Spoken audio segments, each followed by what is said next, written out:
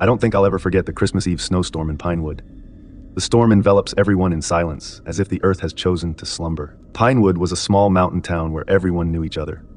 That night, no one had permission to leave. Phone service was unavailable, leaving us all stranded and the roads covered in snowdrifts and ice. Despite the storm, the town continued its custom. Each year, the Pinewood Community Hall hosted a lavish Christmas party. Carols filled the old, spacious building, children played games, and families brought food. It had the cozy, joyous vibe of Christmas. That delusion of comfort still haunts me. I'm Helena, and I was there with my 2 children, only 5-year-old Eva and 8-year-old Ben. Like the majority of children their age, they had trouble staying still. Bright lights and laughter filled the hall as they hurried off to play games with other kids. I wasn't initially concerned, but I was exhausted and overwhelmed by the noise. With so many familiar faces, it was a secure place. I saw him at that point. An elderly man wearing a faded coat, wool pants, and a hat pulled low over his forehead stood by the far wall. He didn't appear to fit in. He had a certain something about him. He was just observing, not conversing with anyone, monitoring the children. Despite the constant movement of the crowd, he remained motionless, his eyes following the children as they darted around. I attempted to ignore it. Most likely, he was a friend or a relative who had joined us in celebrating Christmas. And I told myself that. As I sat drinking coffee, an elderly woman named Mrs. Carter came up to me. She had a pale face and her hands were slightly shaking. "Be careful with your children, my love," she said quietly. "What are you saying?"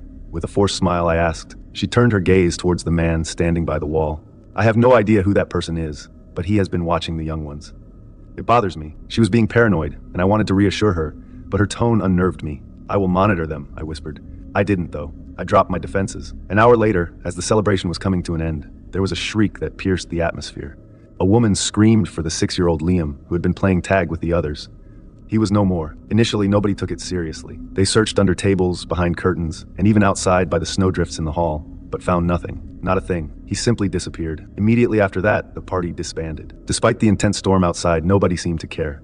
Families, clinging to their children, hurried off. I pulled Ben and Eva together, clutching their hands as my heart raced. The days that ensued were peculiar. Although Liam's disappearance rocked the town, nobody discussed it openly. We acted as if everything was all right. More children, however, began to disappear. A girl went missing while making her way home from a neighbor's house. Then a boy left the library without a trace. Through whispered conversations over tea or phone calls that somehow connected, I heard other people's stories. Someone always talked about a man, a stranger, hanging around the kids. They always described the same thing. A face no one could quite recall, a hat and simple clothing. My paranoia set in. I closely monitored Eva and Ben. Even at home, we prohibited them from being near windows. Afterward, a neighbor's house hosted the second town party, one of the smaller ones. Everyone else was attending, and despite my initial reluctance, the children persuaded me to accompany them. I ran into him again there. He was standing in the corner of the room, observing. I felt my chest constrict. Despite Ben and Eva engaging in play with other children on the carpet, his gaze remained fixed on them. I grabbed Ben's arm and hurried over to them. "Mom!" he complained, but I held on to him. The man was holding a candy cane, which I noticed immediately. He bent down and spoke to Ben in a quiet voice. "Want to witness a mystical event?" I heard him say. Ben staggered as I yanked him away. "Leave my son alone," I yelled.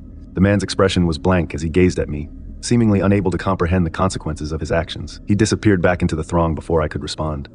He disappeared when I attempted to follow him. On Christmas Eve, the storm had intensified. Outside our house, snow was piling up, and the windows were rattling in the wind. I secured every window and door. I made Ben and Eva swear not to open the door at all after I seated them in the living room. That was not the night I slept. The howling wind and the creaking of the house filled my ears as I sat awake in the dark living room. At midnight, someone knocked on the door. It was gentle, almost courteous at first. My stomach fell. What person would brave the storm at this hour?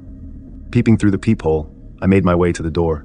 Not a thing, only darkness. There's another knock. It's louder now. I nearly didn't even open it. It was wrong of me to open it. Then I caught a glimpse of a scarf through the tiny window. On the porch was Ben's bright blue scarf. I felt a wave of panic. "Eva?" Rushing upstairs, I yelled. No one was in their beds. I followed the tiny footprints that led out of the house, but the snow was deep. I was not thinking. Simply grabbing my coat, I followed. The prints were fresh, cutting through the snow as they headed towards the forest's edge. The cold bit through my clothes as I staggered forward, calling their names. I followed the tracks into the woods. The darkness closed in, leaving only the crunch of snow under my boots and my laboring breathing.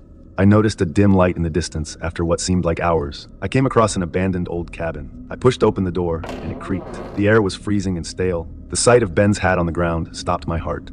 In addition, there were toys, a child's mitten, and tiny shoes. I shook my hands and turned to go. "Mom?" I nearly missed it because the voice was so quiet. I wheeled around. Eva, Ben, but nobody was there. Just quiet. The cabin was empty, and I was unsure of how I managed to get them out. I knew my kids had been here, but they were nowhere in sight. It was like a ghost story. However, the officers discovered a map instead. The rough sketch guided them into the woods. They didn't hold out. A search crew went farther than I had ventured, following the map through the trees. What they discovered will always haunt me.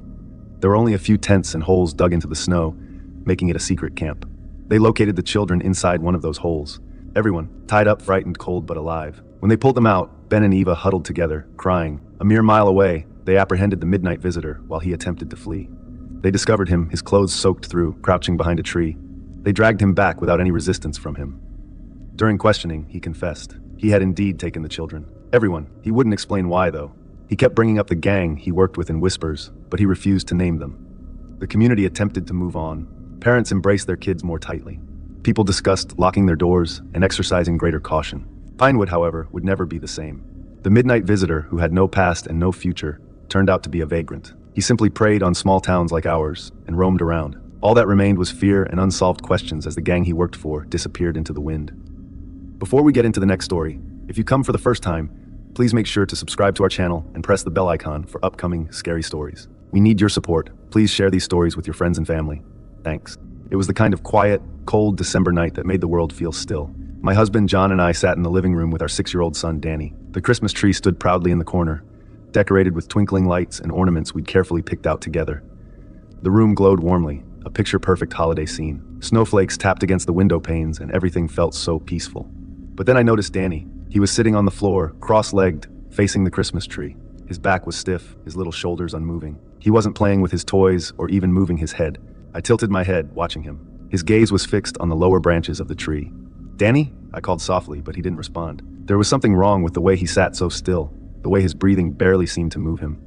I got up and walked over, kneeling beside him. "Danny, what are you looking at?" Suddenly, Danny's small body started to tremble, and tears pooled in his wide eyes. Without warning, he let out a sob, loud, sharp, and heart-wrenching. It scared me. I grabbed his little shoulders and turned him toward me. His face was streaked with tears. "What's wrong, honey? Talk to me." Danny hiccuped through his sobs and leaned closer to me, whispering in that tiny, broken voice kids get when they're scared. "Mommy, I saw 2 glowing eyes and a scary face. It was peeking out from behind the tree." A shiver went through me. I looked quickly toward the tree, but there was nothing there except twinkling lights and shining ornaments. John came over, his face a mix of concern and confusion. "Danny, it's just the lights," he said gently. "Sometimes shadows play tricks, buddy. There's no one behind the tree." I wanted to believe him. I did. John picked Danny up, carried him to the couch, and turned on his favorite Christmas cartoon. I tried to let it go, but even after Danny calmed down, I couldn't stop looking at the Christmas tree. There was something about the way the lights reflected off the ornaments that unsettled me. Something off. That night, after Danny was tucked in bed, John and I turned in as well. The house had gone quiet except for the hum of the heater and the occasional creak of the old wooden floorboards. I was half asleep when I heard it, the faint sound of something dragging across the living room floor. It was subtle, like something small being pulled. "John," I called, nudging him. He groaned. "What?" He grumbled but sat up, the sound reaching him too. Without another word, he grabbed the flashlight from the bedside drawer and padded downstairs. I waited in bed, staring at the door, listening to his footsteps creaking along the floor. After a few minutes, John came back, shaking his head. "There's nothing there. Maybe it was the heater or the tree settling. Go to sleep." I nodded and tried to relax, but sleep didn't come easy. The next morning, Danny was pale and groggy. When I asked how he slept, he just shook his head. "I couldn't, Mommy," he said quietly, staring into a cereal bowl. The girl behind the tree kept calling my name.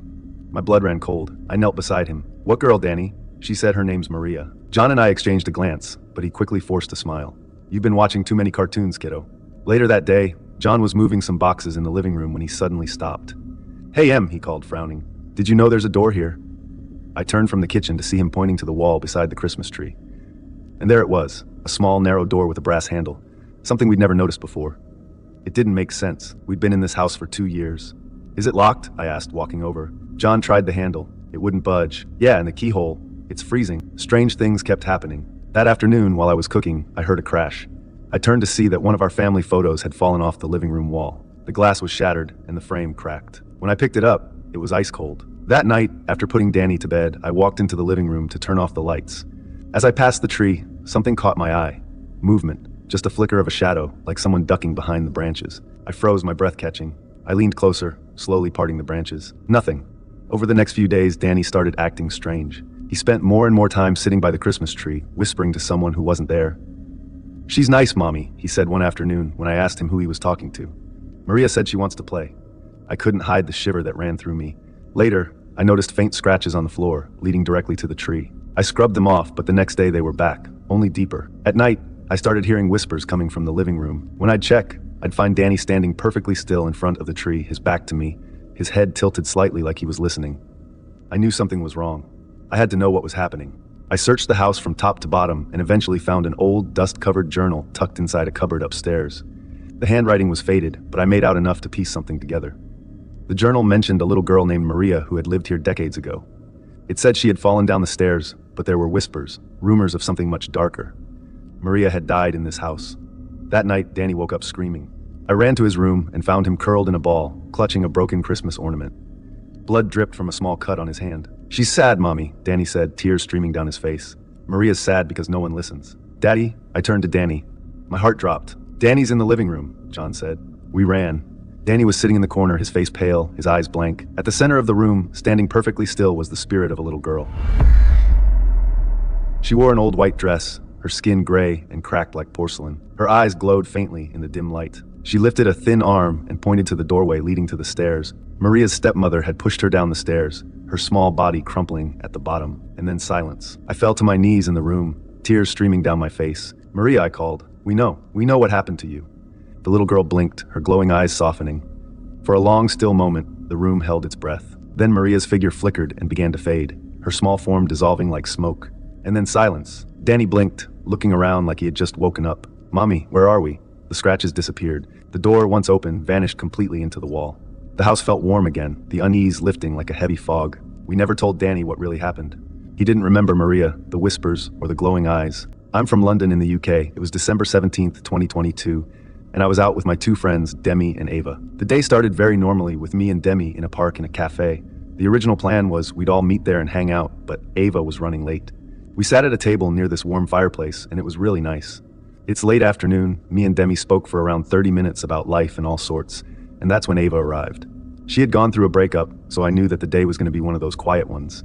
We chilled, and then she suggested we pick up a disposable camera and take it for a spin, which we did. We are from South London, and Ava wanted us to go pretty far up to North London to a place called Stanmore. I won't lie, it was a very beautiful area. But then we got to the country park. For context, when we say country park, we mean a forest. I know what you're thinking. You guys are going into a forest. You brought whatever happens to yourself, which is fair. But me and Demi were looking out for our friend Ava. So as the sun began to set, we took a bunch of pictures on the camera, and we were enjoying everything. The winter vibe was amazing, and the frost on the grass just made it look beautiful. After a lot of playing around and picture snapping, we decided to have a little rest. We chilled in a field, and it was pretty nice. We had these big puffy blankets, and it was honestly really nice. The sun was setting, and we were going to stay a little bit longer and then make our way back out. While chilling, I can tell you nothing felt off at all. It was normal, inviting. Like in those films, you can always tell when the mood changes, but at this minute, everything is just normal. A little bit later, I needed to go toilet, so I left the girls and darted into the forest. I knew they wanted to have a chat about the breakup, so I decided I'd let them have it. I found a tree and went toilet. This is when I started feeling uneasy. It was those "oh no, I'm being watched" vibes, but I couldn't see anyone. The forest was just quiet, except for the odd bird chirping. I got back to the others and we chilled for a bit. Then all the sound sort of drained from the area. There weren't any sounds at all. No birds, trees rustling, or anything. It was dead silent. We all noticed this and looked around at each other, and then Ava saw it. We all looked. Flying just above a few trees, there was a bright light. We instantly were like planes, drones, and everything we could have thought of, but then it faded away and reappeared in a whole new location. It was almost like it was playing for us, wanting us to run. I realized Demi wasn't even focusing on what was happening, so I followed her gaze. There was a human hand, but it was weird. It was waving, but then the hand was pale, almost blue with veins, and that sent us off, began running into the forest. I stuck with Ava, but as we were running, we realized Demi wasn't with us. As we were running, I glanced back, and I saw something chasing us. I don't know what, I never did get a good glance at whatever it was. Me and Ava ended up making it back to the entrance, but Demi was nowhere to be found. I called her a few times, and she picked up once, but we didn't hear anything for a few seconds, until she asked for Ava, which was weird because Ava was with me, but then it cut off. I was ready to go back into the forest and try and find her, but Ava was begging me not to go in or leave her, so I had to stay and comfort her. About 10 minutes later, Demi came walking out. She looked calm and collected, but I don't know what it was. She seemed off. It was like, it was her, but not her at the same time. She was just sort of out of the loop. I didn't want to say anything, in case she was dealing with something she saw. We all decided to head back home, but this is where I think we may have messed up. Demi insisted on not traveling back with us, so we ended up going ahead, and that night, she blocked us on everything. Instagram, our phone numbers, everything. I don't know what else happened, but regarding the weird light in the sky I saw in 1984, someone had an experience similar to the light. But I don't know what to think.